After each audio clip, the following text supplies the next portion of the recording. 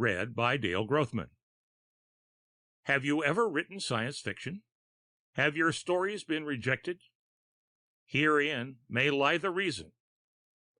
The Smiler by Albert Hernhuter. Your name? Cole, Martin Cole. Your profession? A very important one. I am a literary agent specializing in science fiction. I sell the work of various authors to magazine and book publishers. The coroner paused to study Cole, to ponder the thin, mirthless smile.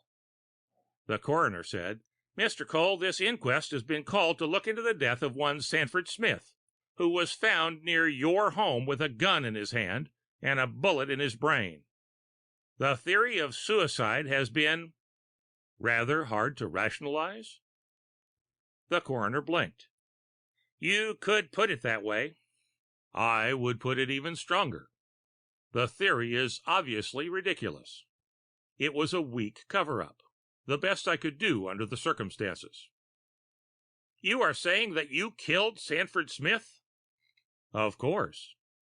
The coroner glanced at the six-man jury, at the two police officers, at the scattering of spectators. They all seemed stunned. Even the reporter sent to cover the hearing made no move toward the telephone.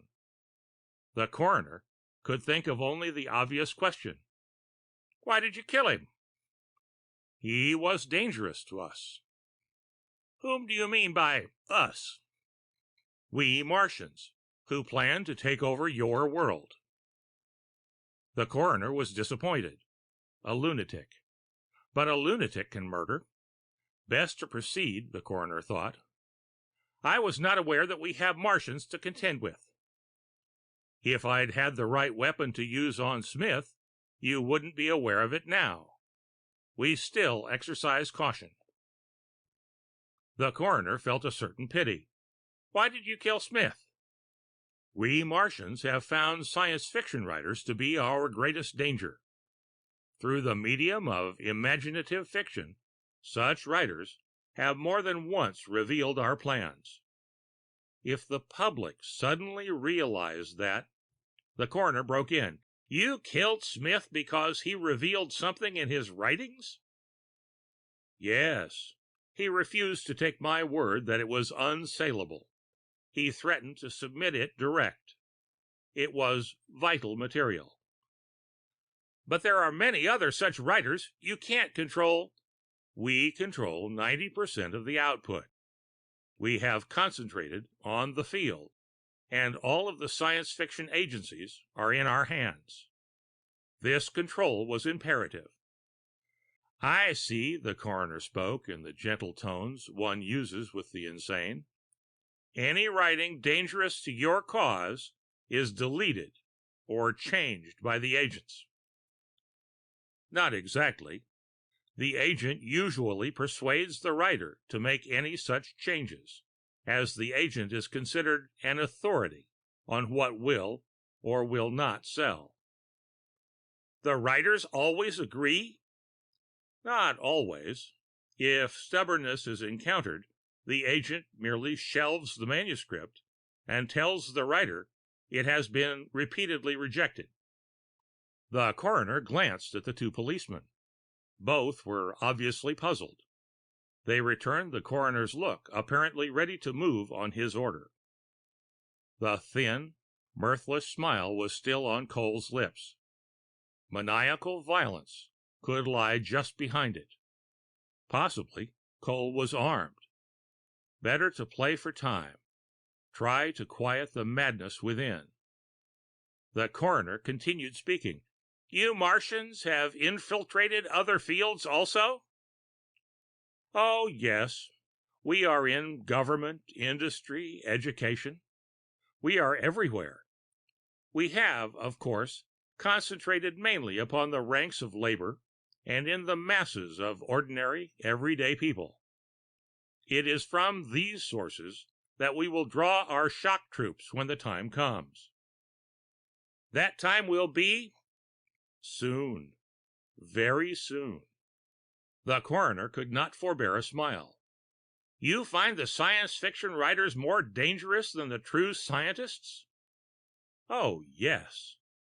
The scientific mind tends to reject anything science disproves. There was now a mocking edge to Cole's voice.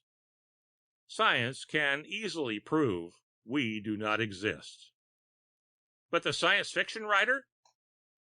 The danger from the imaginative mind cannot be overestimated. The coroner knew he must soon order the officers to lay hands upon this madman. He regretted his own lack of experience with such situations. He tried to put a soothing, confidential note into his voice. You said a moment ago that if you'd had the right kind of weapon to use on Smith. Cole reached into his pocket and brought out what appeared to be a fountain pen. This.